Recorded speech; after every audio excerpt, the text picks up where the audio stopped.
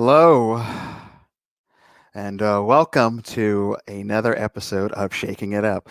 I'm your host, Chaplain James McNeil, hoping that you're having a very wonderful and robust afternoon. Um, we are going to have a nice little conversation, TBH, to be honest, and I brought some guests with me, some friends, to help me out. The first person that I will have is Chaplain Meade Adams, joining us all the way from San Antonio, Texas. Is a Navy chaplain, and then Chaplain Cecile Moody Hill is also there. And what we're going to talk about is really some of not only our observations, but things that we see happening in the world today, but also to how we can speak better to what is going on, not only in the world, but into the church. One of the interesting things about what we are seeing now more than ever before is that there is an urgency, a desire to really know more and to know more truth and to hear the truth. And so people are interested in what you're saying. And so uh, at this time, um, I want to have our guests join us for this, I believe, very interesting study. And Chaplain Meade, good to see you again. How are you? Doing well. Good to be here. And one correction is the Air Force, not Navy. I'm sorry. Oh, I am so sorry. Yeah, thank you. Thank you for that correction. Air Force. Very good. And then Chaplain Cecile Hill, Chaplain Moody Hill. Good to see you Yeah, again. thank I'm you. loving that shirt over there. Special occasions only. Yes, indeed, indeed. And so, we're talking about really about generations. Mhm. Really talking to Gen Y and Z. I probably would have included Alpha, but they're so young right now. I don't know if we really truly know how to talk to them outside of changing their diapers and telling them to eat their vegetables. But Mhm. Gen Y and Z. But I want to share with you just this slide. Let's see here where we are with the slide. Here we go, and that is a kind of a generational overview.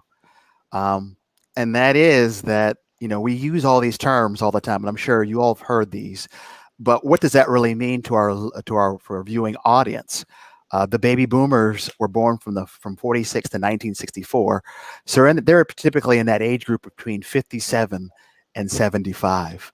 A Gen X, which I'm included in, is between the ages of 41 and 56. So you're talking roughly from 1965 and 1979, and these are still rough estimates. Gen Y is between 1981 and 1994. So roughly between that 25 to 40 group. And then we have Gen Z, and I've seen different numbers, but roughly between 1997 to 2012 is where they believe that generation is in and where they lie. And so who they are is that 25 to 40-year-old age group, um, roughly.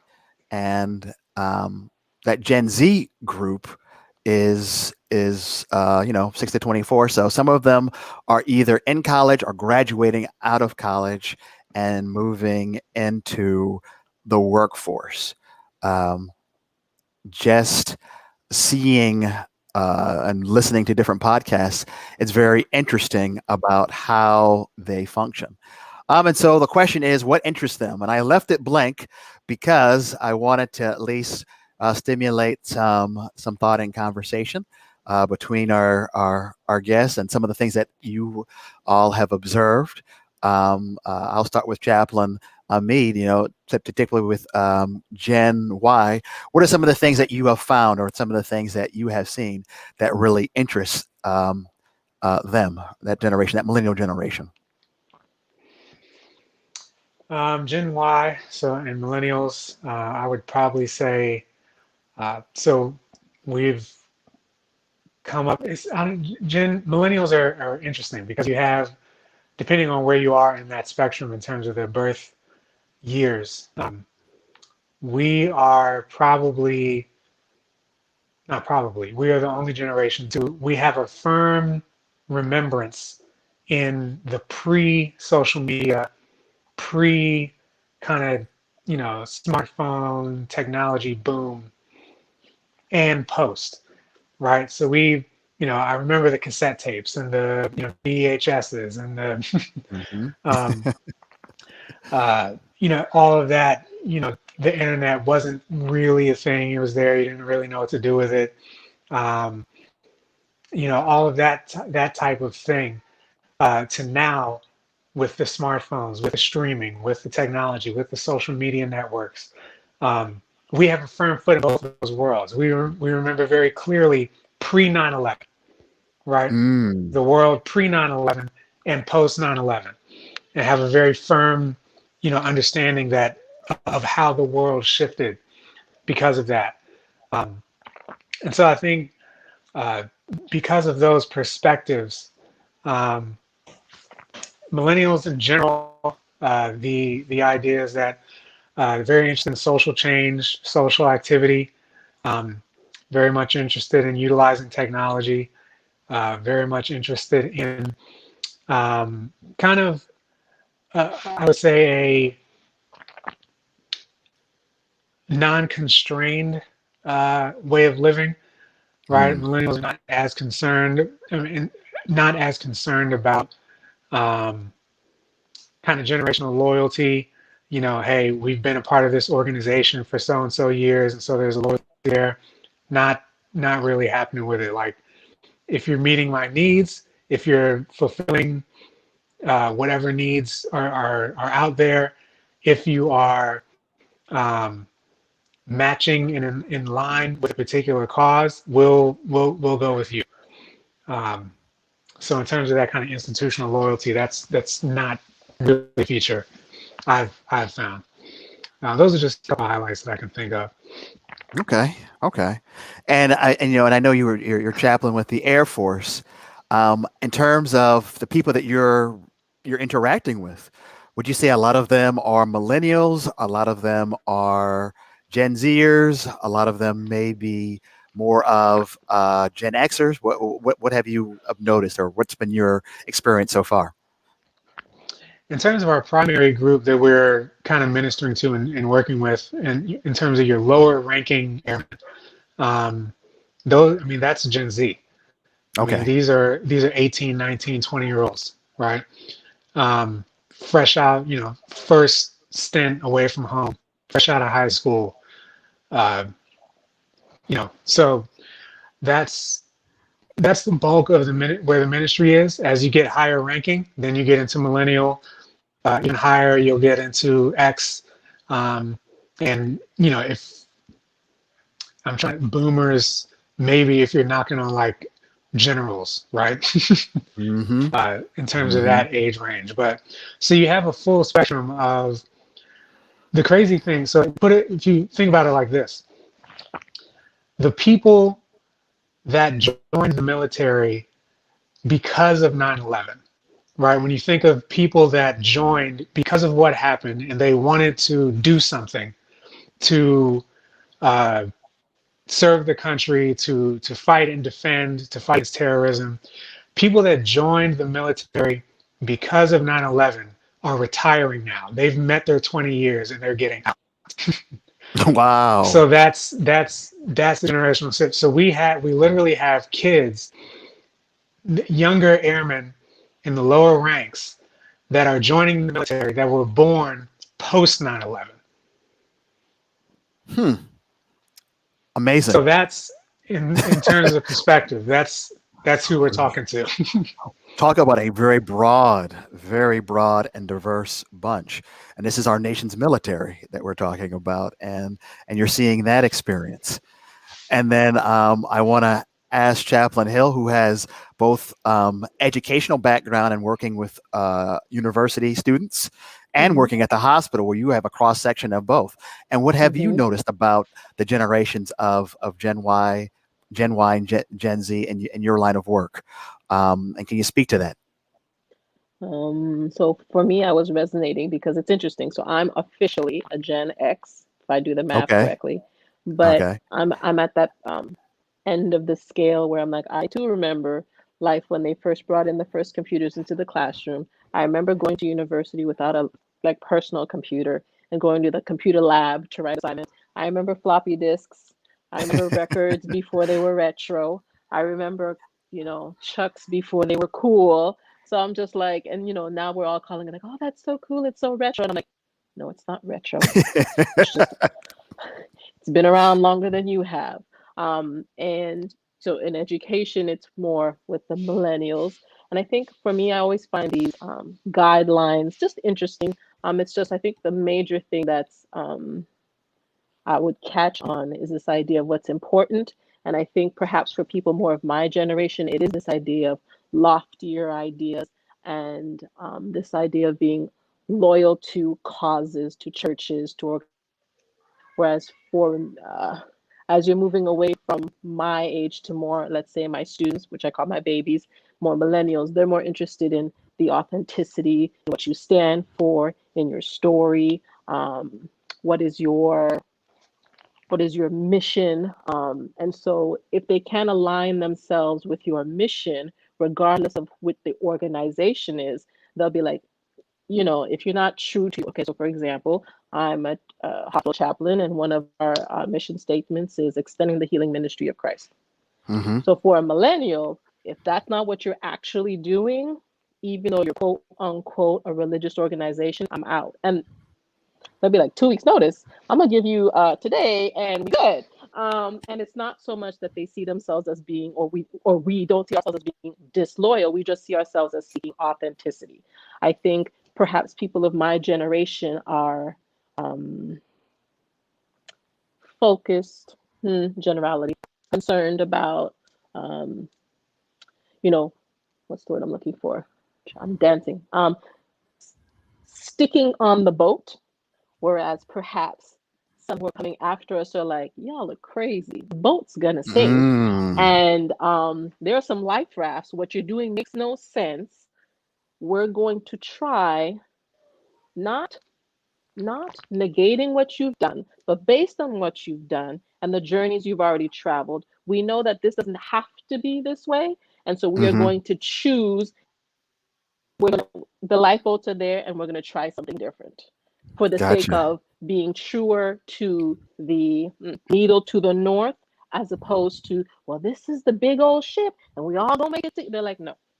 And they will burn down the ship Hmm. for the sake of the truer story, mission, narrative. And they're not so concerned with, well, y'all burn down the ship and now the ship looks bad. And they're like, the ship always looked bad. And the ship a ship that has the wrong fuel is never gonna go to the right place, and it's a futile journey. So stop it. And so what I admire, let's say, about millennials is this seeking seeking the journey and seeking the destination at all costs. Whereas for us, I think we were more concerned about, we were part of building the ship. We were concerned about the comfort on the ship, and we were concerned about what the ship perhaps looked like to people on the shore. That makes sense. I know it's making Mm. sense in my head. So yeah, I just think it's different conversations, but millennials, it's the story that's important. It's the story that you tell yourself. It's the story that you're telling the world advertently or inadvertently, and it's how can I align myself with this story, and does your story align with my personal values? And if it does not, at any cost, I will, no, I can't do that. It's disingenuous, and it's something I literally, I would watch my students, they cannot live with that. And so for Hmm. me as a hospital chaplain, so I'm going, we go from 0 to 100. I did 102 last week, so 0 to Uh-huh. 102. What I often find myself dancing around is the way communication happens is Right. different, and resisting the urge to criticize one person's way of communicating versus another. So some people might say, um, so one woman made the comment the other day, and I'm going to try and keep it as neutral as possible so she doesn't know. She was like, "Oh, I went to the chapel, and this young person was doing something on their device, and she did, and for her it was irreverent." And I'm like, Mm. Whereas today, especially today, we understand all communication happens on a device, The and device. so For all we know, the young person may have been on their Bible app. But for her, she was a little older than me, so she would have been considered a boomer. For her, it was irreverent, whereas for the millennial, it was perfectly normal. And now, as we've all entered this new, like COVID world, if you don't have a device in your hand, we're like, I know you're not with people, so who are you talking to? So I think, yeah, it's the way communication of the story, quote unquote, happens that I'm trying to help all the various generations that I encounter, from staff to physicians to patients, their families, helping families oftentimes. So, even the way people experience illness and death, from a 13-year-old to a 30-year-old to a spouse of 70 years, the spouse of 70 years will be like, it must be quiet, and I must get to cry. Whereas the 13-year-old is on the device, looks like they're unplugged, and they're not, to the 30-year-old, maybe a child of said patient, who's just finding a different way to connect. So it's just in those ways, it's fascinating. I think it's fascinating. And if we get too hung up on the way I do it is better, the way you do it is irreverent, or the way you do it is inappropriate. Like, we all go to these meetings now, turn off your phones. Okay, maybe. But I now live in a workplace where you insist, if you send me an email, I must answer now. So everyone's devices are always on, from your CEO to whomever. And now we're finding the flip where we're like, oh, maybe we can unplug from our devices and do some connecting one-on-one. Because we also realize, for many of our people and our certain people of certain generations, eye contact and uninterrupted, me not turning to my watch or my device is a sign of respect. Whereas if I was talking to one of my nieces or one of my teen friends, they'd be like, girl, fine, I wouldn't even have to explain what I'm doing. Yes, I'm paying attention to you. And yes, I'm answering a work email. And yes, I just bought a pair of shoes on Amazon, and everybody's fine. So yeah. Wow. That's once again, it's still amazing, because as you're describing that, I saw some of that. I saw some of what Meade was talking about as well. And the thing is that it is very diverse. We live in a very diverse world. And I too can remember the cassette tapes. I remember 8-tracks, for God's sakes, when they were, and I remember seeing vinyl a little bit. And now that's, like I said, it's all retro. And I find that interesting. Making cassettes for people? Making cassettes. When the cassette would pop, you would have to glue back the ends. Oh my gosh! Did you ever spin it on a pencil? And spin it on a pencil. And then write in the special message on the case. Oh, girl, it's for you. The sweet, like, Oh yeah. I know Meade is a poet, so I'm sure you did quite a bit of that, Meade, back in your day, huh? Maybe. Maybe. We're not gonna talk about that. And so I know this is is going down memory lane. I think it's important because whether you're talking about church, you're talking about political landscapes, you're talking about organizations, I'm finding that there is more and more information out there about these generations. If we talk about not only what interests the Gen Xers, Gen X, Gen Y, and Gen Z, but mainly Gen Y and Gen Z, we also find that they also have their own language. And so some of the slang that I have learned in the last few weeks was quite interesting. Now, we all had our own slang, and millennials have their versions of things. I remember when fat was PHAT, and that was was good. And now, if you take a look at the slide here, there's words like snack. Hey, I got no babies in my house, so you're gonna have to. What is that one?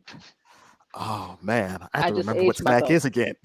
I just forgot what I looked it up the other day. He's my favorite snack, but that may not mean what that means, and I mean, to be careful, kind of a thing, right? But I think that's like a cool person, if I'm not mistaken. I don't know if any, I don't know if there are any other Zers watching this, but that was one of the things that I remember on there. Then there is what they call clapback. We all know what a clapback is, right? A snap, yes. Yes, and that's a snapback or a retort to something. Yeah. And then there is lit, right? And lit was like that that one's pretty good. That one's like fire. That was something that was on point. That was Mm-hmm. very good. And then we got, let's see here, and then we got Cap. I know that one. Cap is someone is lying. So it's, it's, cap is a lie. And so if that person is lying, they call them a capper. But then if you say, that shirt looks really good on you, no cap, meaning that's no lie. Now, Huh. So no, yeah, like, I don't. okay. Yeah, once again, I don't Interesting. use these terms regularly. I don't know if you all have come across this, No. but it was fascinating as I was hearing other people interact.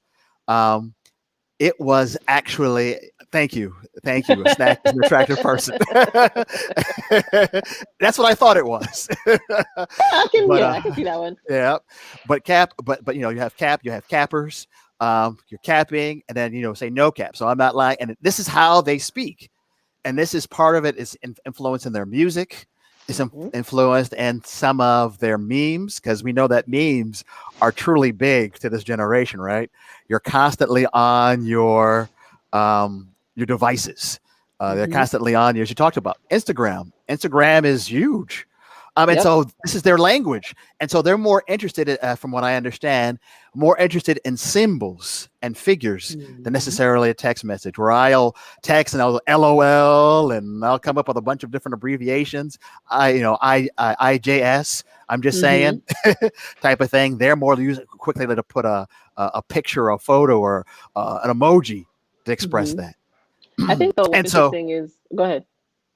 no, go ahead, go ahead. I think what's interesting, like we'll say, sometimes it's just an image, but in an image you can say so much more that you can never say in text. And I think what's beautiful about, communicating by picture is um, it can mean so many different things to so many people. Mm-hmm. So like I could post a picture of the beach and to one person it's like, oh, you're goofing off, and to another person, oh girl, I'm so jealous, and to another person it's like, oh, I see you trying to, center yourself or something, or I see you meditating. And I think it's it's this idea that so many things, so many different ideas can be captured in one picture. A picture can, hold 1,000 words, and it's so they're saying a whole lot. Hmm. Oh Saying a man. whole lot. They're saying a ton. I mean, Hmm. we saw what happened, and I'm going to kind of shift gears. We saw what happened with the trial, the George Floyd trial. Hmm. That was that a week or 2 weeks ago? I mean, life is moving so fast. Days ago. Hmm. Days And ago. Yeah. the trial and the verdict and some of Was. the images that came out, not Hmm. just images of celebration, but images of whether it was tweets or Instagrams Hmm. of some of those things. Sometimes I saw a lot of the finger coming up, this right Hmm. here, and that, and we also saw too about what's been happening the last month or so with um, anti-Asian sentiments, right? Hmm. Actually, believe it or not, today marks day one of Asian Pacific Islanders Appreciation, I think, month and Hmm. celebration. Oddly enough, and so all of these things, and it's part of their world that they know of, and they're constantly engaged. And Hmm. so this is their world, but also too some of the challenges that they face are that us, and I include myself, we're very stuck to, as you said before, Cecile, we're stuck kind of into a loyalty position where Hmm. this is where my position was before, and we're stuck to that. Hmm. Whereas this is crazy. This is boo boo. Why am I loyal to something that is Hmm. that is not loyal to me? And you're Hmm. seeing a lot more entrepreneurship as a result of this. Okay. Yeah. Yeah. Um, you're seeing also too people kind of going their own way. Now I know Meade in the Mm. military, they probably can't do it as much, but wouldn't you say that the Gen Zers are definitely trying to figure out ways to make themselves distinct while they're even serving their country? Mm. Right. Uh, Definitely. And I think you're right. It is limited in terms of the ability to do that, right? Because we're in the Mhm. same uniform. You have to wear your hair in a certain way, and it has to be, Mhm. so all that. But behind that, you might see things like different tattoos, right? Mm, To showcase that individuality. You might see stuff like um, your workspace. What does that look like? What kind of pictures and posters and things are there. Obviously, musical choices. And then when you're in civies, we call them, when you're in civilian dress, how you kind of express yourself that way. So they try to find ways um, to get that kind of sense of identity and expression out there, even in our context. That's cool, and I think that's interesting and important because even though Uncle Sam wants you to be like this, you see that individuality still trying to peer out, right?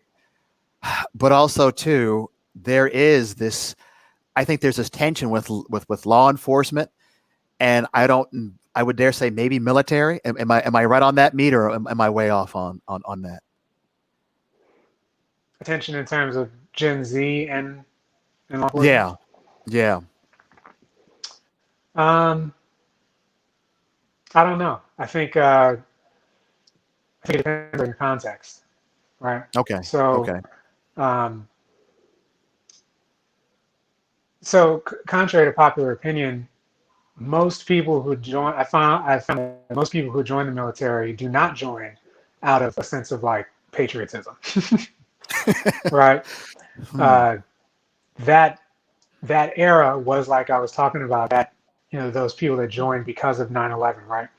Um, but a lot of people I run into, they joined because of benefits. They joined for school. They joined for, they needed to get away from wherever they were living, and get out of their parents' house. Um, so all these different reasons of joining. So, and even across political ideologies, right? So everything from liberal to conservative, from far right to far left, and everything in between. So depending on your context, I mean, in my CPE cohort right now, um, with 5 other chaplains, again, ranges that spectrum from Blue Lives Matter to Black Lives Matter, right? It's Wow, wow. yeah. So That it sounds like depends a fun on, group. right. Yeah, if you've ever done Been there. CPE, you know. Been Oh there. yeah, you been Yes. there, done that. Oh yes, and you see it all, and you're talking about, and you realize even in those small confines, um, being able to be real is so Mhm, important because being mhm, real is how you're able to not only engage, but then you're able to learn. mhm, And I'm finding and I'm seeing that there are people who really want to be real and honest about what they're feeling. Um, uh, uh, Not to be political, but we had 4 years of reality coming out the woodworks here in America, and it was on display over and over again. And then 2020 really showed its true colors, where we are more interested not in the well-being of people, but the well-being of the almighty dollar to keep this economy going and keeping these institutions going. And if you get sick, so be it. But we have to keep this thing moving. And people saying, "Whoa, wait a minute!" But you can't kill folk, you can't hate folk, you can't lie to folk, and expect that to be okay. um, there's a desire for honesty from all walks of life. So if you're a person of authority, they want to know that they can not only trust you, but you're going to be real with them. Um, they also want to know that their truth matters to you as well. Because I hear this a lot. This is my truth that I'm sharing. I don't know if y'all have heard that phrase quite a bit. I've heard that a lot from from millennials, Gen Z, Gen Y, Gen Z. This is my truth. And so now this idea of absolute feels very dull, very null. And it's almost as if, yes, my shirt is red, but this is my truth because I'm not colorblind. If I'm colorblind, it's a different color. you know, and that's that perspective. And I had never really thought about that before, but I'm seeing it more and more now. And I want to give you guys an opportunity to reflect and think if you're seeing the same things, or if you're looking at it from a different perspective, are hearing it from a different perspective. But what are some of the things that you're seeing in terms of this desire to be honest and to be open, from particularly from Gen Y and Gen Z? I can. That's okay. So I think for me, when I hear my truth, what I'm attempting to understand is if it's the person saying, I'm sharing with you my experience. And I think what I've noticed happening over the generations is this idea of my experience is my authority, and that trumps, or because of my lack of trust in other authority. And we've seen this, let's say, in the way people gather their news information. So I was listening to NPR, and they were like, just me saying I was listening to NPR, people have made their decision. But there was a time where everybody got their news from the same sources. There was a time where the authority was the news giver. And so we've sort of, I think, carried that out to, I am telling you my truth, my experience, and the authority is, because you can never argue with that, is my experience, I'm the authority on that, and therefore I'm going to tell you. My experience, I saw on YouTube, I saw on my news channel, or I saw on my preferred mode of communication this, and therefore, as an authority on that, I am now going to believe, read, think, speak, A, B, C, D, E. And we saw that, and we see it more and more now. And it goes back to, with all the devices we have, with all the sources of information we have, we are asking ourselves, I'm going to just say that, we are asking ourselves to become authorities, which we are not. I am not an authority on medicine. I'm a very bright girl. Let's just say that. I'm a very bright human being, a very bright woman. I'm not an authority on medicine. So I McGill am University. not, but I'm not someone then. But this is what's happening. We've switched, and we're venturing into something we really don't understand, because I have all this information at my disposal. I've taken that to me, and I am now an authority on something because I've clicked on many channels. I've done lots of research on COVID-19, and therefore I've made A, B, C, D decisions. So gone are the days where mine and I were talking about this the other day, where it used to be on Thursday nights, we all watch the same shows. We'd go to school the next day and be like, did you see ... Now, James, you may be watching Hulu. Somebody else may be watching the old school cable. Somebody else may be watching Discovery. And we all come in and we're like, what's our commonality? Did you watch this? Did you watch that? And before I can say, I watch CNN, I watch NBC, and then I watch Fox, before we even had a discussion about what we saw, we're arguing about that's your source of news, and we've destroyed one another. And I think this idea of my truth is turning into, my truth is my story, and you are not going to knock, or tell me my story is wrong. So if for me now, when I encounter, let's say, someone else, and I'm like, okay, I hear your story, but I'm saying to you, your story has never been my experience, my privilege, my opportunity, and I'm trying to get you to understand, hey, could you hear my story, which kind of says your story. You may be painting yourself as the hero in your story, said person who does not look like me, but your story means that my existence story changes. Your story of, and I think we've had trouble accepting that. So we're all out here sharing our truth, our authority, and we've confused certain things. And so I'm wringing my hands because I'm trying to be so careful in what I say on the airwaves.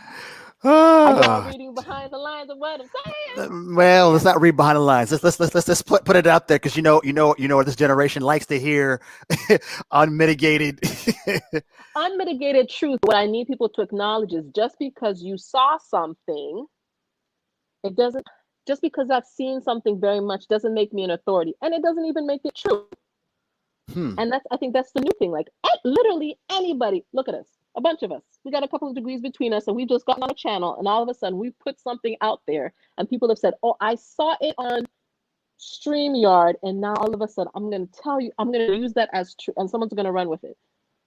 You heard three chaplains with some experiences sharing some stories, and it used to be we would have been having this discussion in the church backyard or on our porch somewhere, sipping some mint julep or whatever, iced tea, and it would have been a conversation. But we're taking all these personal conversations, Facebook posts, Twitter posts, Instagram posts, and turn them into, like, I could start any kind of foolishness I wanted to start. Okay, I'm going to hashtag donkey, pigeon, dove, and it's a new thing. What? In 20 minutes, all of a sudden it becomes that, oh, it's trending. So it's trending, so it must be true, and it's my truth, and it's my story, and Hmm. it's our story. It's our version of a story. And if for me to say to you, well, I think your truth is flawed, or I think your truth has been tainted with privilege, your truth has allowed you to experience the world in a certain way with, let's say, 3/4 of the world has never experienced it, and perhaps you're wrong.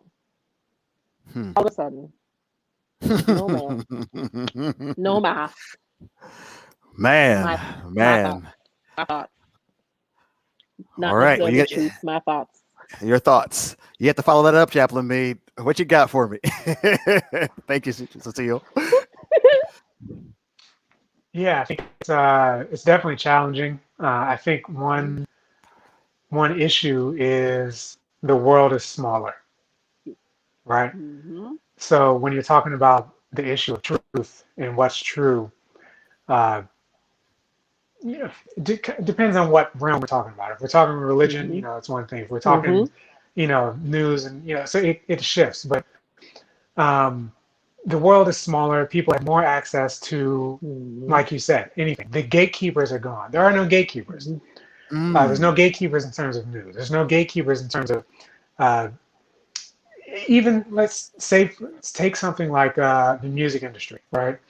Okay. Even the movie industry, so entertainment in general, but music and movies. In the past, right? You're an artist, you're a rapper, you're a singer, you're whatever. You have to, you do the local thing. There was a clear path Mm-hmm. in terms of what happens. You do the local thing, you try to get noticed, you try to get a record deal, you get the deal.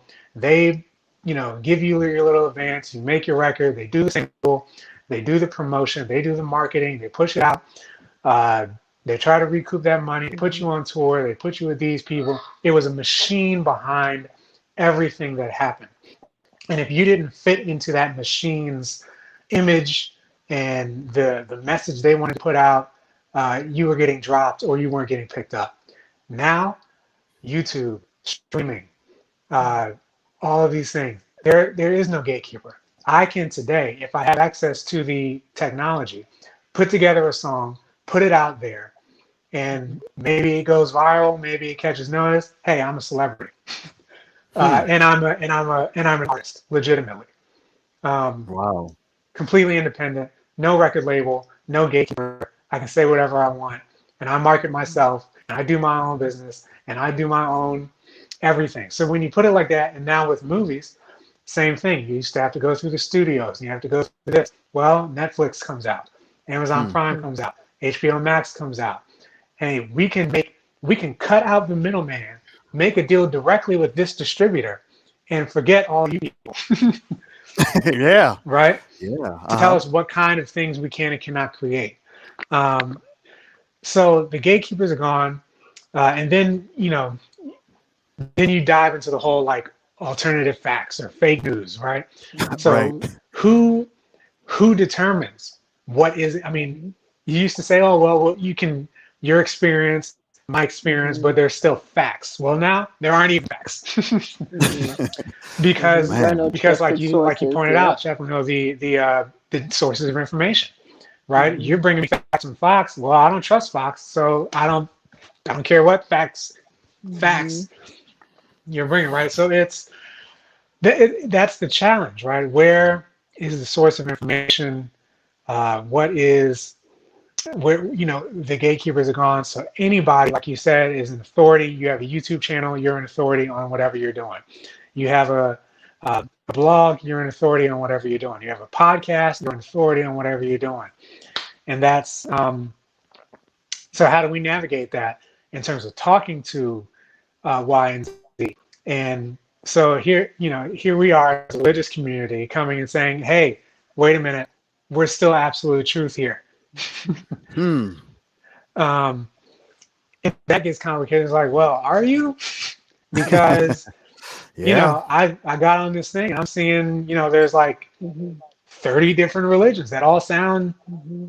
pretty good to me, and Right. Sure. and match my experience a little bit more. So that has placed the religious community, all the religious communities, by the way, not just Mm-hmm. SDA, not just Christianity, everybody. Right. in a conundrum in terms of how do we pass this thing down in a way that transmits to the next generation. And I think COVID has forced all of these religious communities to have a different conversation uh, in terms of how we are addressing certain things.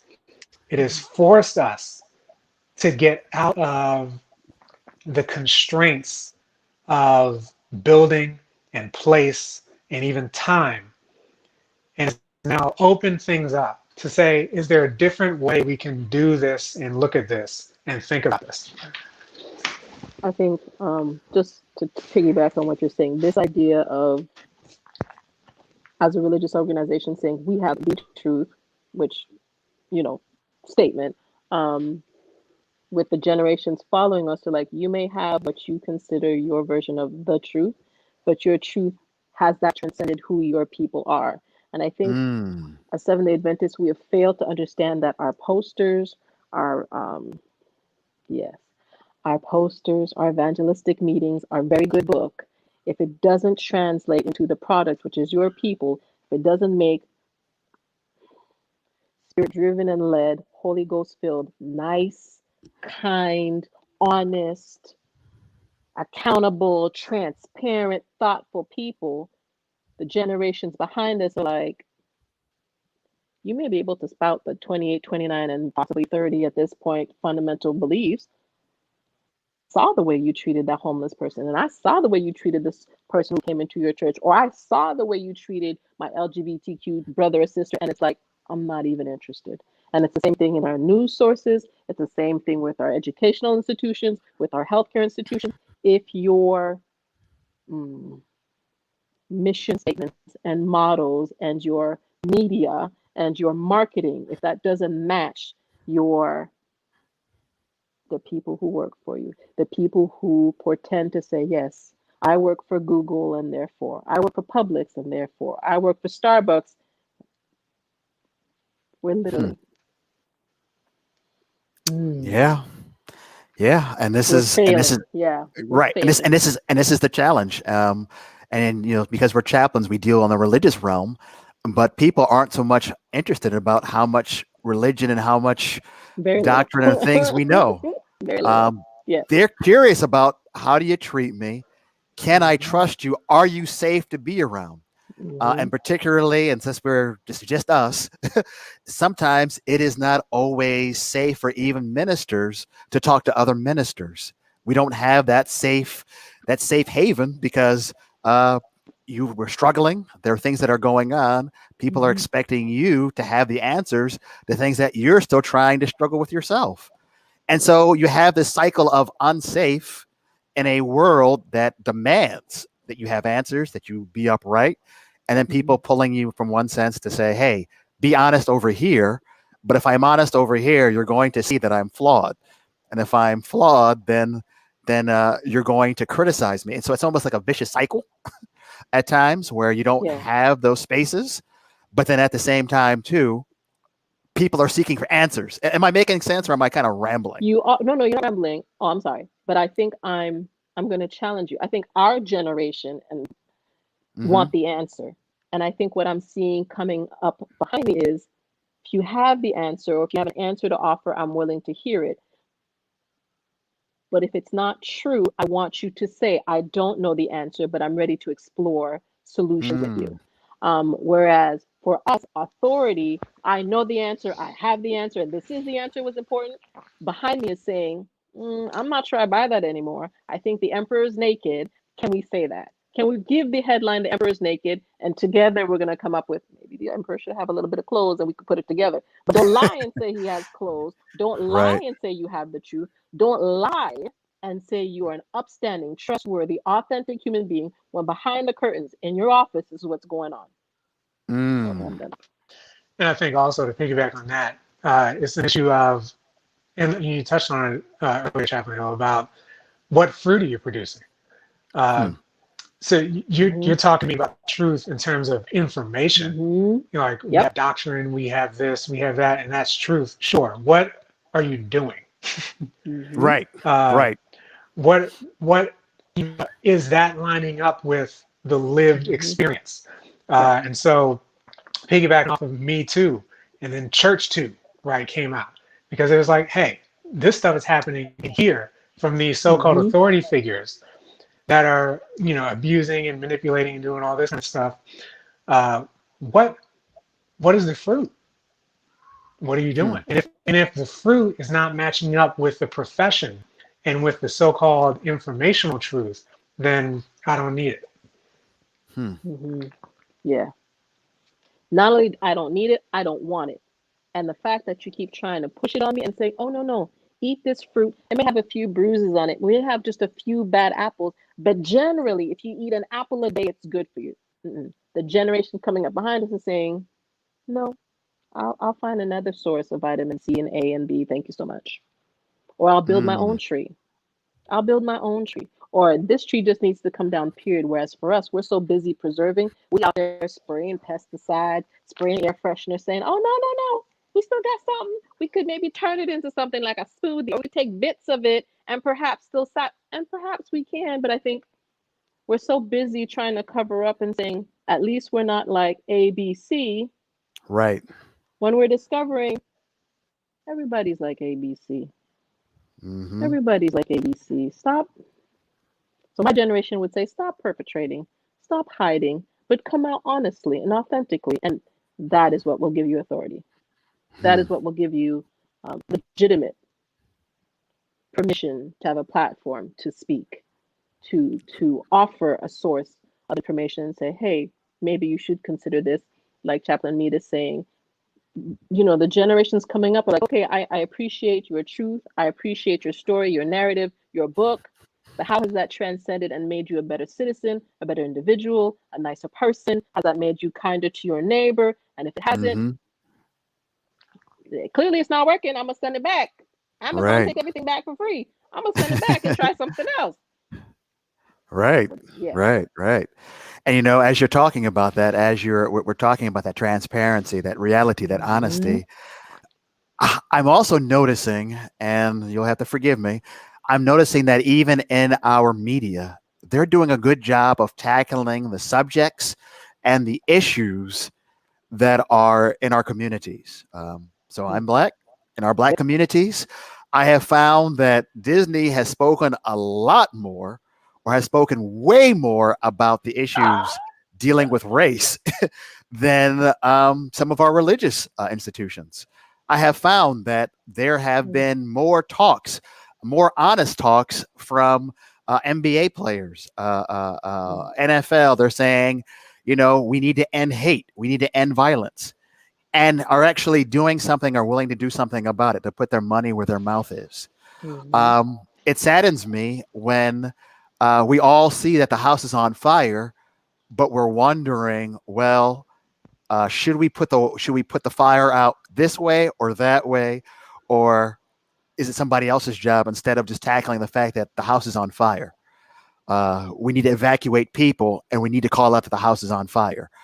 I don't know if I'm hearing as much of that honesty, as much as that now as I'm seeing it. And maybe because, COVID has created a lot more a lot more consummation of videos and movies and that type of thing.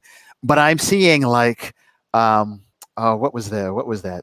For instance, WandaVision, they really spent time talking about grief. Now, I'm a chaplain and I deal with grief all the time, but you don't hear sermons. You don't hear people really dealing with grief. It's like, oh, pray about it and you'll get through it. It's nothing that really embraces and creates a community to help people battle through grief that I've seen or have experienced. And yet, full in color, you have the question, what happens when somebody who has power battles grief? And they dealt with that. They dealt with racism. Falcon and the Winter Soldier, where they talked and they talked about it, and they had these wrestlings. sometimes, and we all had to take Hebrew, right? We all had to take Hebrew, and we all had experiences with Jacques Ducan. And one of the things he used to say to us was, Jewish people aren't so interested in the answer; they're interested in about the discussion for the answer. And I don't find that, once again, I'm just talking about me and my truth. I don't find that we're having those discussions enough so that we can actually sit down with Gen Z and Gen Y and say, okay, you're so talented, you're brilliant, you're smart, but you're not engaged here. I see that you're giving to and you're participating in these arenas here. Feed the children, feed our children. You're dealing with things, Compassion International. You're involved in all these different things, and that's where you're putting your money. What is it that you're seeing that's happening over there that's not happening over here? What is it that you're seeing that our community needs that you know of, and are willing to try and invest your time, your heart, and your money in, versus what we've been doing, and having those conversations, and for us to really suck it up and say, "Ouch, that hurt." But you're right. We haven't done that. I don't know. I'm not seeing that. And I could go on and on and on, but I want to kind of allow you all to kind of weigh in on that. Are you seeing that media? Because we've talked about almost like alternative truths now they're doing a better job of putting their stuff out there and tackling the issues than you're seeing in the religious realm. What has been your observations with that, or your reflections on that? I'll jump in. Yeah, I mean, they definitely are. Like, and you mentioned a couple of great examples. Some of the Disney shows coming out, the movies that are being made, content that certain artists are putting out there. I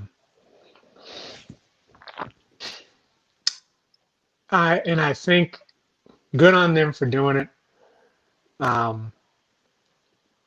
I am a tad suspicious of some of these platforms. The whole, after Floyd's death, the whole influx of every company putting out Black Lives Matter, putting out Black-owned businesses, and doing all this kind of stuff to save face bothered me. Just because, like, okay, we've been saying this to you for years. Right. And because now there's a video that you cannot explain away, and you cannot deny what happened. Oh, now you believe us. Oh, now it's Black Lives Matter. Oh, you fired Kaepernick, but now we're Black Lives Matter. Oh, you did, it was. So all these organizations, I'm like, okay, you can save the lip service. So I view it partially like that. They're trying to respond and be in this moment, which, on the other hand, many religious communities have not. Did not even try to do that.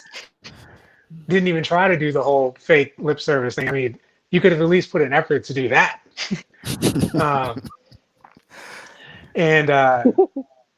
So then it's like, why? I mean, and again, it depends on your different communities. For Adventists, we're talking about your eschatology plays a big deal into it, right? Don't worry about that. Preach the gospel of Jesus coming back, right? And that's kind of evangelicalism in general. And so in different religious communities experience that differently, but I think it's still part and parcel of it. And so, to come with a so-called social gospel of activism, of doing things and seeking justice and seeking liberation and putting money in those areas is seen as like heretical, right? Like, oh, you're a heretic and you're outside of the realms of what we're doing. And that's until we can have that shift. And that's what, and to what we've been talking about. Why is he not going to stick around for the church to figure out, maybe we should be getting along with these things? Like, we'll find other organizations that are doing this. And maybe hold on to the so-called informational truth, maybe not. But regardless, we're going to go where the action is, uh, and where you care about our issues. So that's what I've found with that. I'm seeing here. Mhm. Hold on 1 second, Cecile. As I'm looking at the comments, I saw that yes, our young people want the answers. We want Mhm. honesty, and then I see here if it's trending, everybody wants in or everyone wants in. Mhm. And I think for us, the thing that really sort of ding, ding, ding in my head was I call it the eschatology rug. So we've swept so many things underneath there. The waft being Jesus is coming again, and the weave being we're living in the antitypical day of atonement. So just live your life this way so that we can speed up the coming of Jesus and we'll be ready. And so things like women in ministry, poverty, abuse, um, race. We, our answer has always been, well, Jesus is coming soon. The way we deal with retirement, even Jesus is coming soon, so we don't really need to deal with that. What we need to do is get ready, put your cans in your closet, make sure you got some place up in the mountains, and make sure your skirt's long enough. And what's happening is every day we're here, we're like, oh man, we may actually have to deal with one another. We may actually have to come up with something. And I think the way fundamentally we were founded, great disappointment, et cetera, the way we were literally founded and born and grew, as we're discovering these growing pains and this sort of like teenage rebellion, we're discovering that I remember being 16 thinking I would never make it to 30. Now I'm 30, a little bit more, none of your business how old past 30, but I think we're discovering, Mm, oh man, like you have to mature. You have to stop with the quip answers of, oh, don't worry about it. It's Jesus is coming. Like you said, pray about it. Like you said, some of these companies are saying these things because it's fiscally smart. I'm that's only right. going to the stores that have said Black Lives Matter. I agree with Chaplain Meade. At the very least, y'all better be saying that. Hmm, But it's so interesting. Hashtag thinking. Mine and I were watching an episode of A Different World the other day, and this episode happened to be reminiscing about Rodney King. Anybody remember him? And yeah, if you watch that episode of A Different World, it was literally terrifying. How if you'd replace the name of Rodney King with that's right. George Floyd, with Trayvon and Martin. Emmett Till, Yeah, whatever, or the name of most recently, like I was like, oh man, yeah, oh man, we So hashtag, yeah, and trending. Our church literally prides itself on we are not trending. We are the peculiar people. Anything that's trending, we're against, like just fundamentally. And it's like, is that real? Is that the best answer we can come up with? Is that the best solution?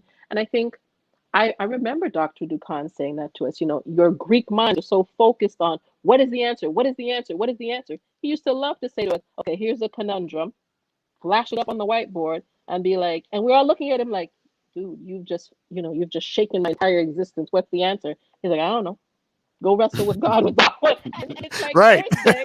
It's Thursday. And he's like, happy Sabbath, by the way. And you're like, but, but like, do I need therapy? Do I go to the mountains? Do I sit under a rock? And I think I would say this: the generations coming up ahead of us, behind us, however you want to look at it, are realizing the same thing we're realizing. You know what? You may have more time. As fast as Jesus is coming, you may have more time. And are we going to be brave enough and courageous enough to lift up some of this eschatological like rug and be like, there's garbage y'all been sweeping under there, and it smells bad, and I'm gonna hold you accountable for it. So you've got to stop saying, forgive and forget, man. Can we get over that? Can't we all just get along? No, clearly we can't. Clearly we can't because certain things have not been done. Don't get me started. I'm wearing the t-shirt. So moving on. And it's a great T-shirt, by the way. Which is another movie. It's another movie that talked about, once again, of the idea of the struggle of Black people. I remember so many people who saw the Black Panther movie. They Mm-hmm, cried, and they said they just could not imagine a world like that because mm-hmm, what we have seen and been dealing with has been so mm-hmm, opposite of that. So opposite mm-hmm, of being able to see royalty, so opposite of seeing dignity, pride, empowerment. We've seen the opposite of those things, and that I thought that movie really resonated, and the story really resonated. Look, you guys have been great. You guys have really have done more than I expected and imagined, and I know there's a lot of meat on this bone that I want to go through. But I also too want us to do two things.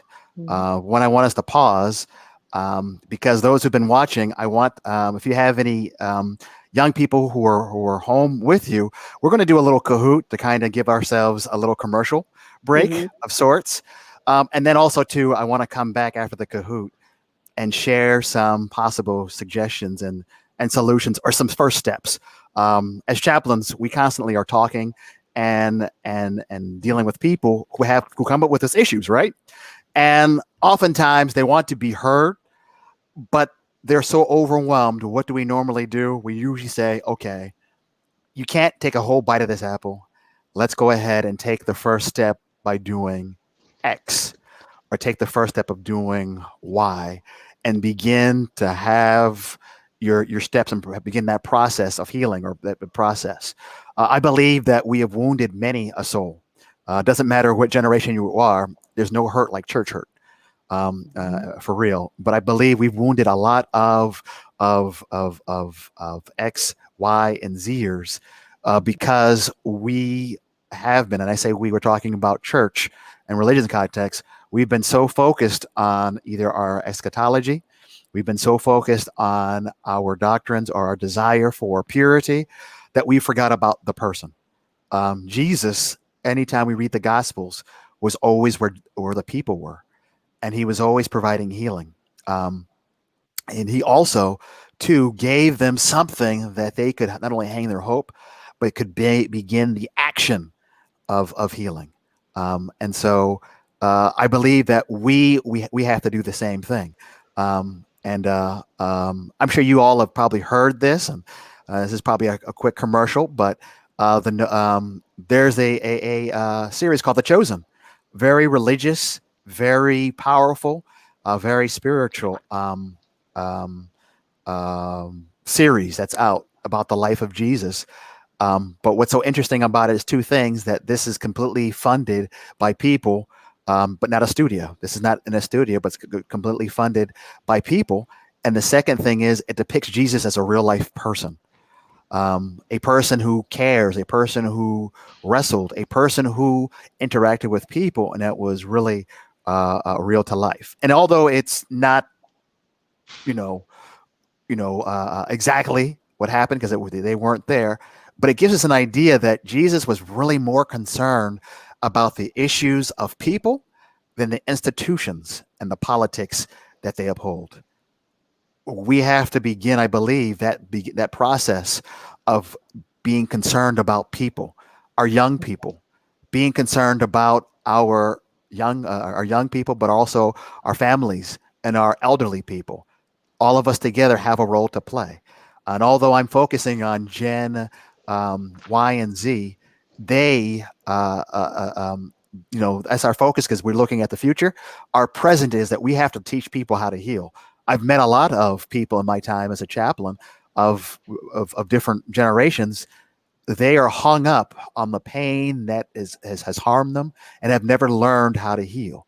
And as a result of that, they have driven people away. There are some, they were told this is what it is, and they have never gotten past level 1 or 2 of their spiritual experience.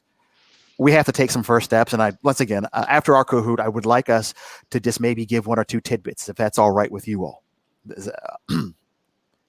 Sounds good. All right. All right. So let's go ahead and get this Kahoot started. Let's see if I've got this thing right. Am I sharing? Let's see here. Am I sharing?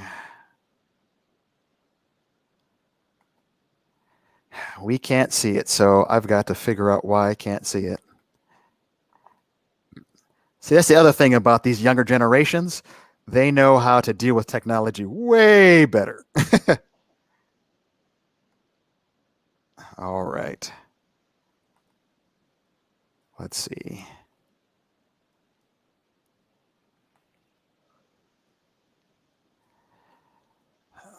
It's not showing, is it?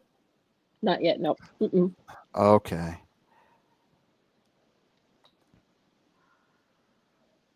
All right. Let's see if I can get a little help here.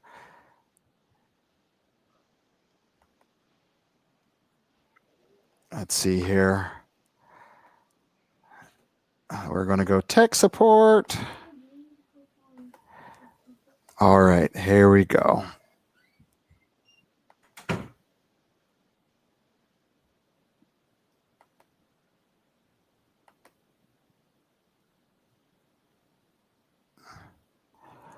All right.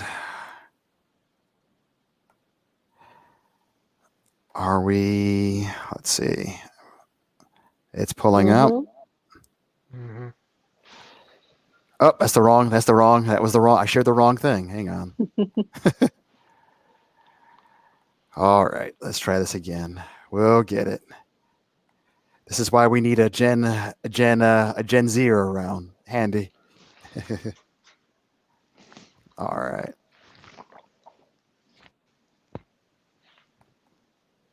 Let's see here. This is not working.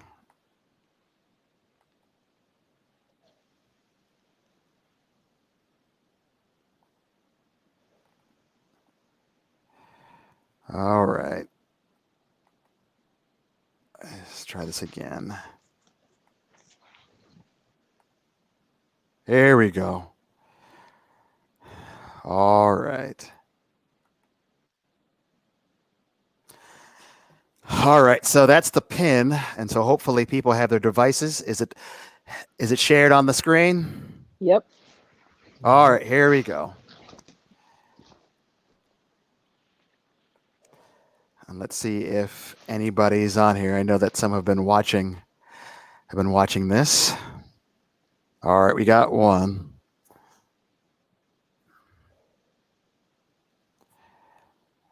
All right. Thank you for the pin there.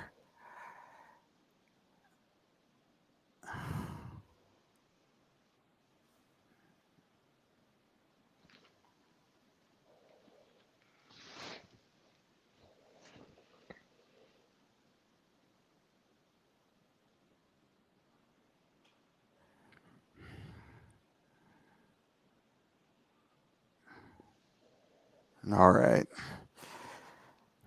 Waiting for a few more.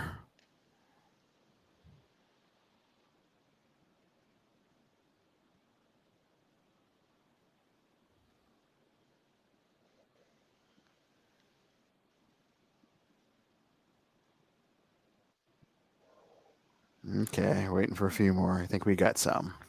Mm-hmm. All right.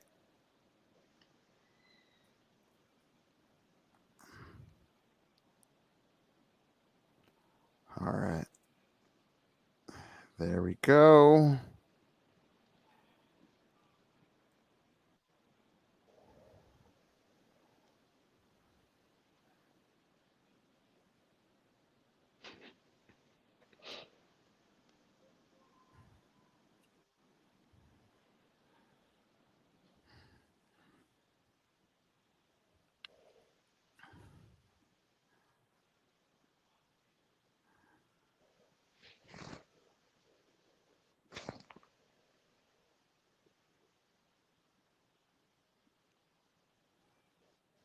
All right.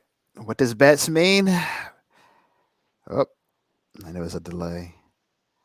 All right. So we got 3 people that got right. Bet means absolutely indefinitely. And let's see who's got our scores. All right.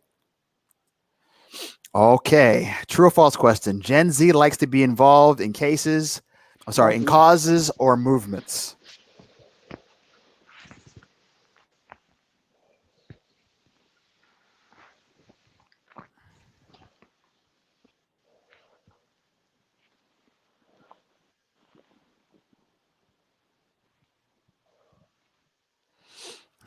And the answer is true.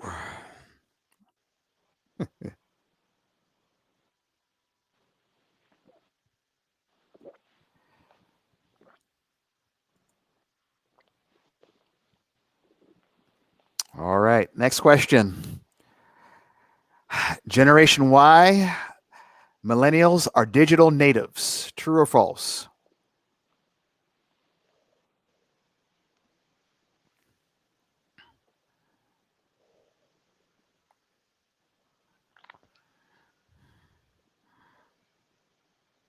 False. Gen Z are the digital natives.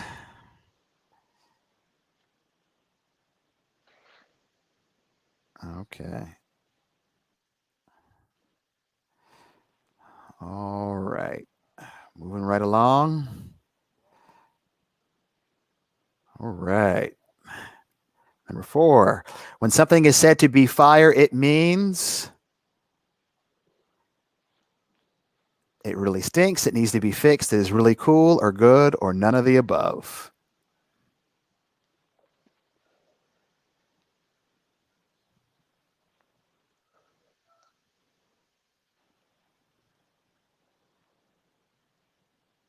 That's right. Very good.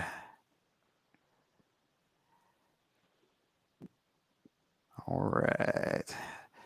Number 5. What are some of the common characteristics of Gen Y and Gen Z?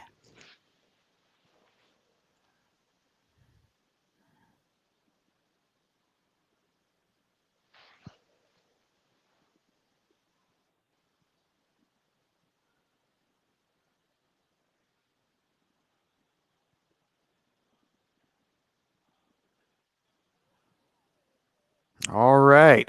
All of the above. And so they are committed to contribute to others. They're tech savvy and like video games and gaming.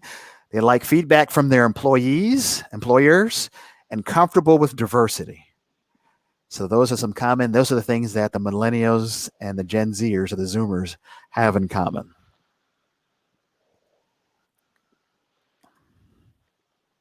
True or false? To be salty means to be upset.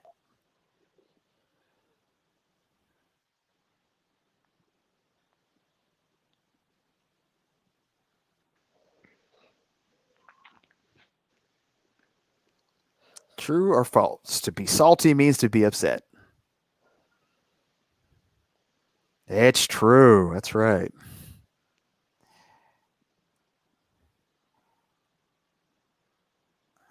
All right. Number 7. What does TBH mean?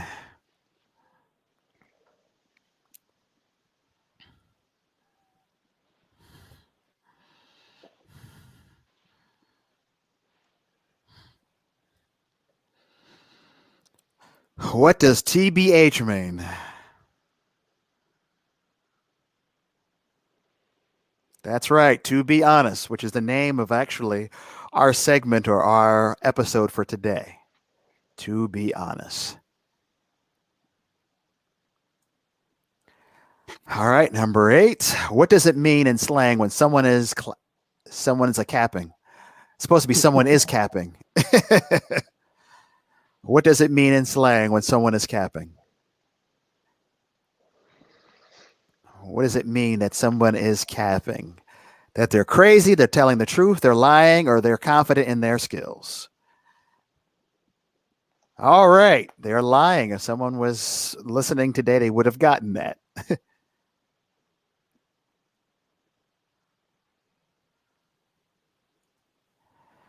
True or false? God is willing to reach all generations regardless of their age, ethnicity, or language.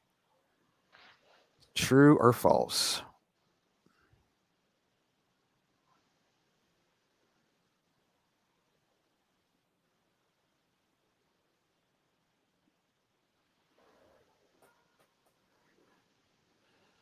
That's true. Oh, wow. Someone said false. I can only imagine what generation they were from.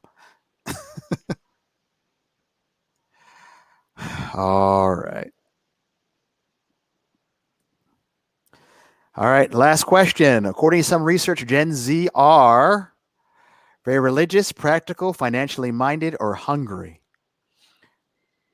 According to some research, Gen Z are very religious, financially minded, practical, or hungry.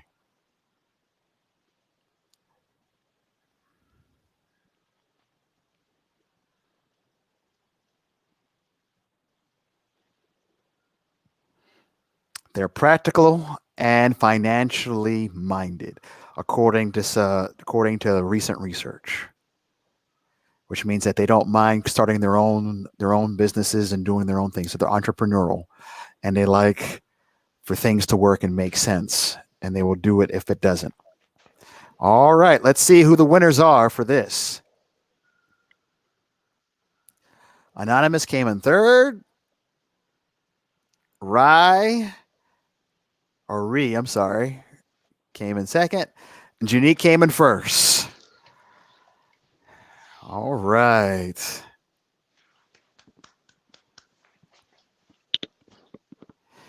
Excellent. Well, thank you all for playing. You never know when there's going to be a Kahoot in a program, so pay attention. Hopefully you learned a little something. And so I want to thank you all for participating in the Kahoot.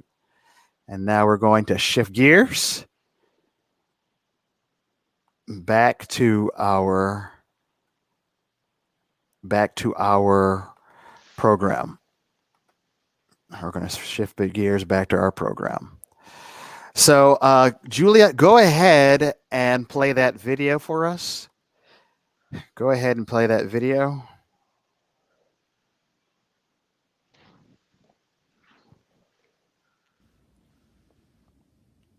I'm a young black man doing all that I can to stand.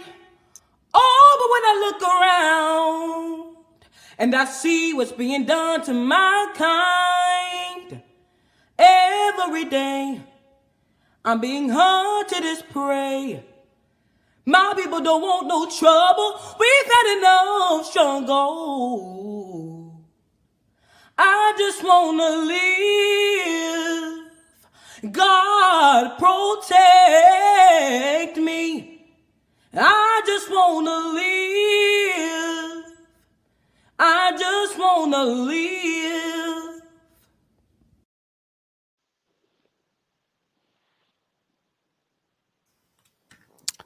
And so we saw there, and I forgot the young man's name, but he had made that song, wrote that song right after the death of George Floyd. The powerful poetry, but also the powerful passion. And I think he was at the time 12, I think, when he made that. It reminds us so much that this generation is not only frustrated, but they are still crying out for some of the same things that I remember hearing some 20 plus years ago, that I want to be treated with respect. I don't want to have these issues with cops all the time. And it still seems like we keep seeing the same things over and over again. And it gets frustrating, frankly. Having to have the talk. I have not had the talk yet with my son per se yet. This is why we work hard.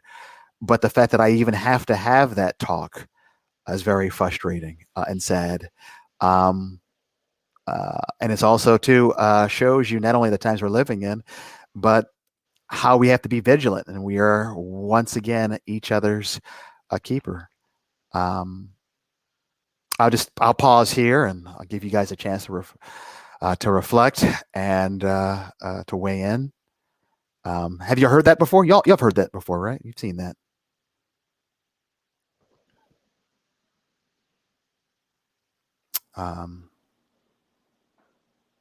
It's a lot. Mm-hmm.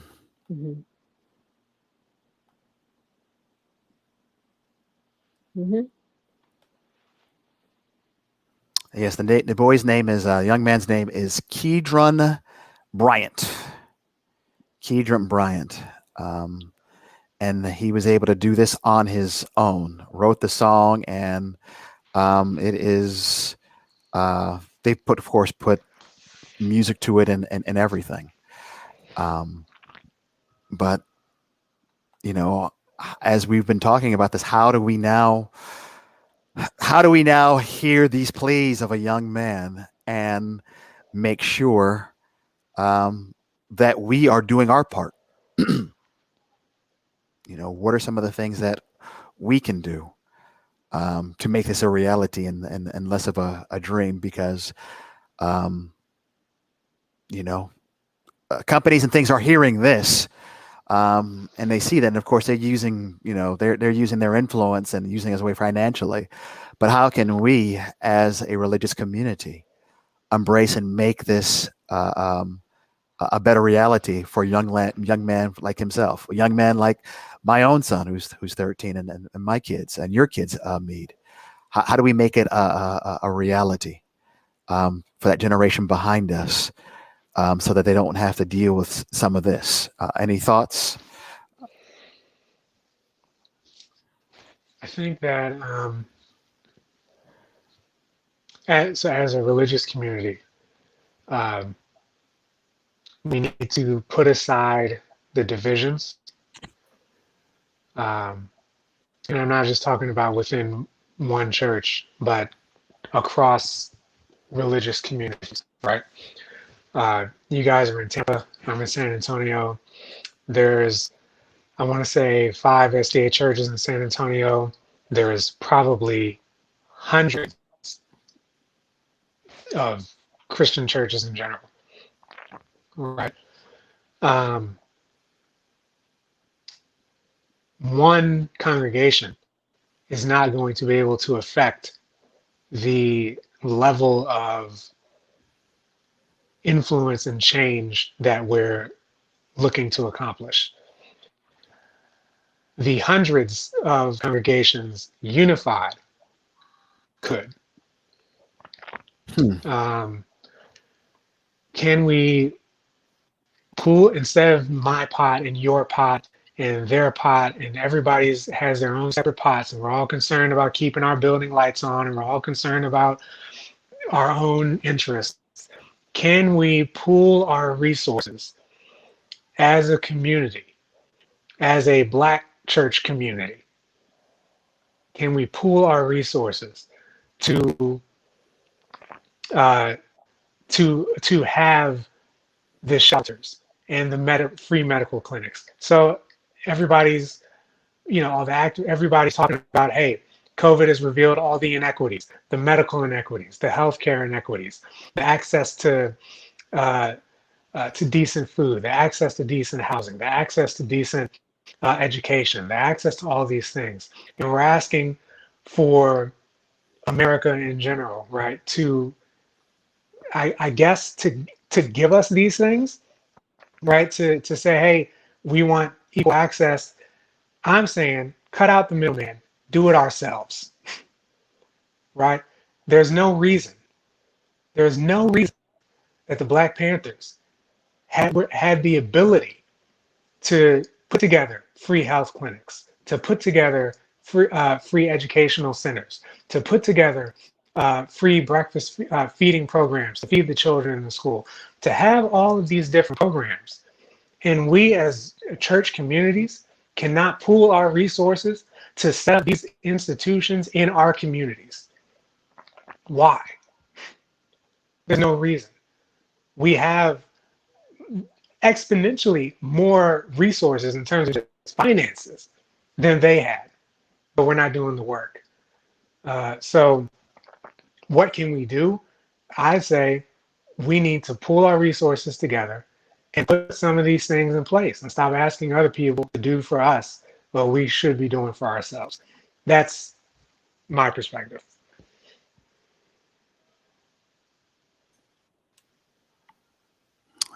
Thank you for that. Yeah, that's a very, not only a good point, but I think that's a very modern and realistic thing that can be done right away. When you're talking about, you said across religious communities, because in most cities there are interfaith communities, interfaith alliances that see and do care about the equities of minorities and people, whether it's Black, Asian, Hispanic, etc., and being able to not only put those aside, but look at, where do we agree on? We agree it's wrong that law enforcement at times feels like military. for lack of a better word or phrase, it's wrong, and they need to also know that there are consequences. And I probably shouldn't say it like that. I don't want to be accused of being Maxine Waters or anything like that. But there are when you do that, when something happens in our communities, there should be some repercussions. There should be some, well, please explain to us why and talk to us.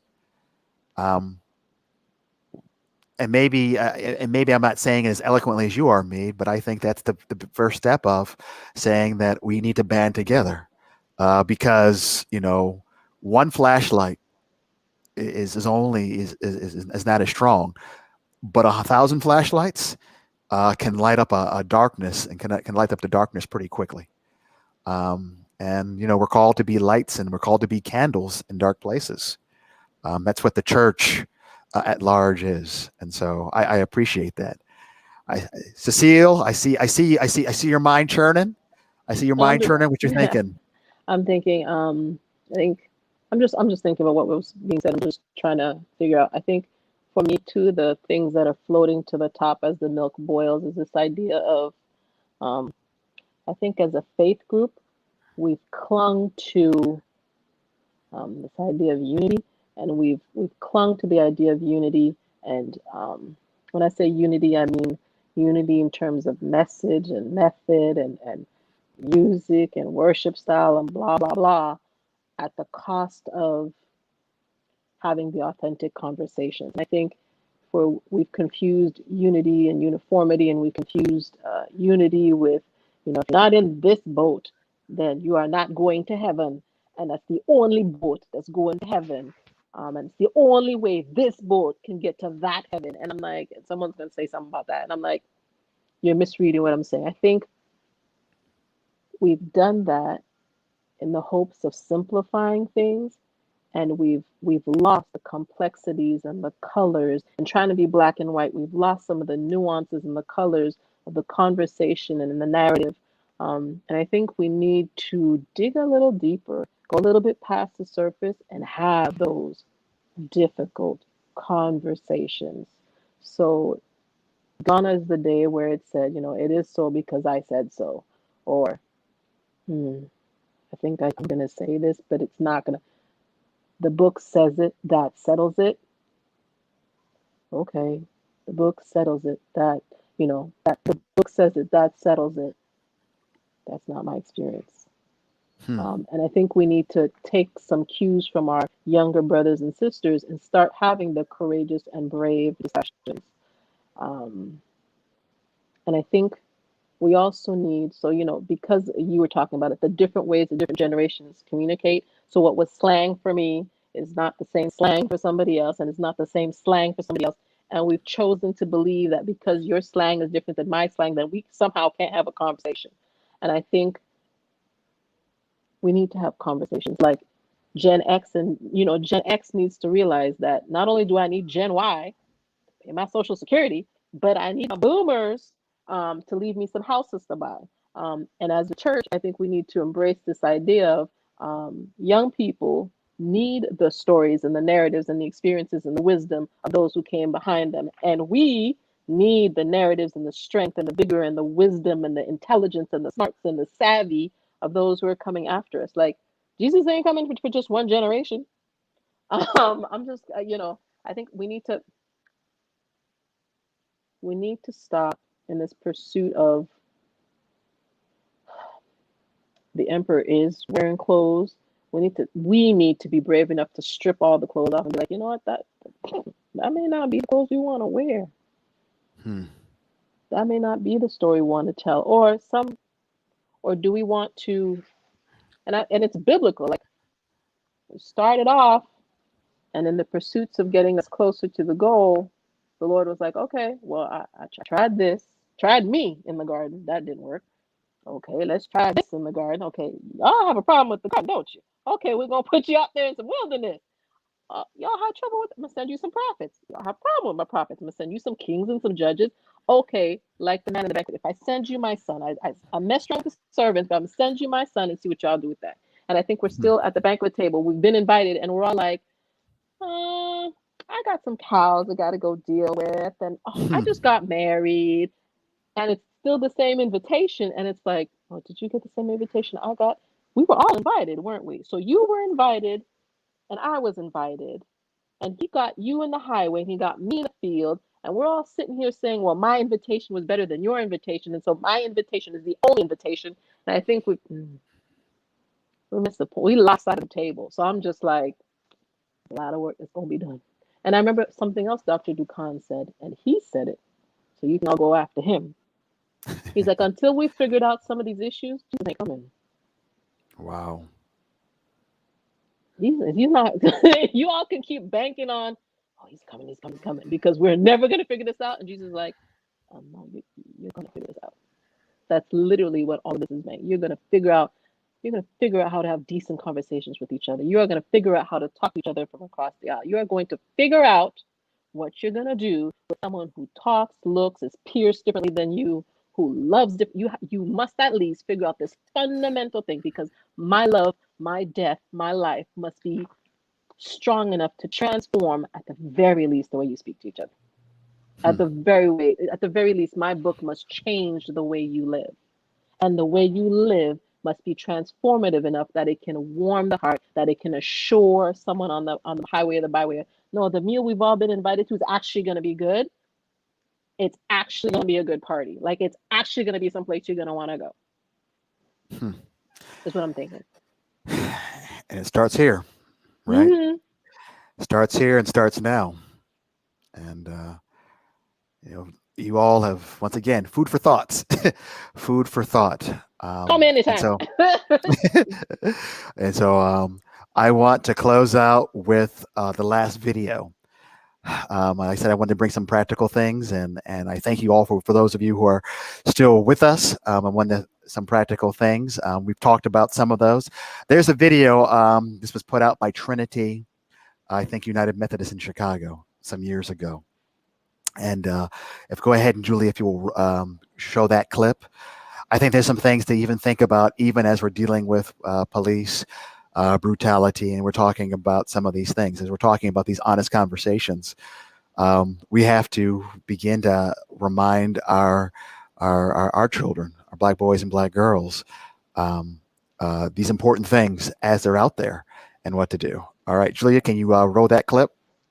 10 rules. 10 rules. 10 rules. 10 rules of survival. 10 rules of survival if stopped by the police. Number 1, be polite and respectful when stopped by the police. Be polite. Be respectful. Remember that your goal is to get home safely. Your goal is to get home safely. Your goal is to get home safely. I'm sorry. Number 2, if you feel your rights have been violated, you and your parents have a right to file a formal complaint with your local police jurisdiction. Number 3, do not, under any circumstances, get in an argument with the police. Number 4, always remember that anything you say or do can be used against you in court. Number 5, keep your hands in plain sight. Make sure the police can see your hands at all times. Number 6, avoid physical contact with police officers.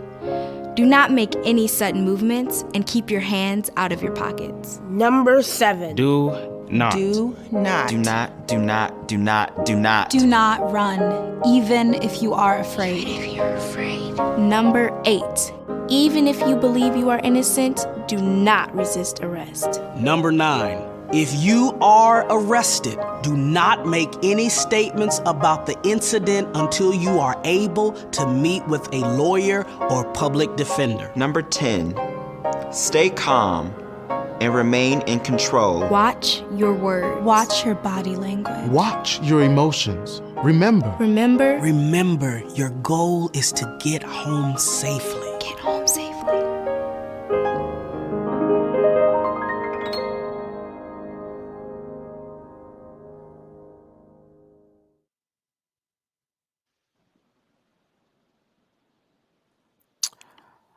And so, as you saw, there was multiple organizations that put that out. These are the conversations that we have to have. It's still unfortunate, even in this day and age. And I believe that as we have real honest conversations, we will have less conversations or start focusing less about how people look and the way they talk, and start dealing with the things that really matter out in the world, that needs to see, that needs to hear and experience the Christian life lived out in our world. And I pray that we all can do that in our own shape or form in this world. For those of you who are, whether you are Gen X, Gen Y, or Gen Z, you have an opportunity and a responsibility to make the corner of your world just a little bit better than how you found it. With God's help, we can all make a difference. So thank you so much for shaking it up this segment. I want to thank my guest once again, Chaplain Meade Adams and Chaplain Cecile Moody Hill, for your time, for your input, your comments, and I pray that the rest of your day will be wonderful. Thank you so much. Until next time, God bless.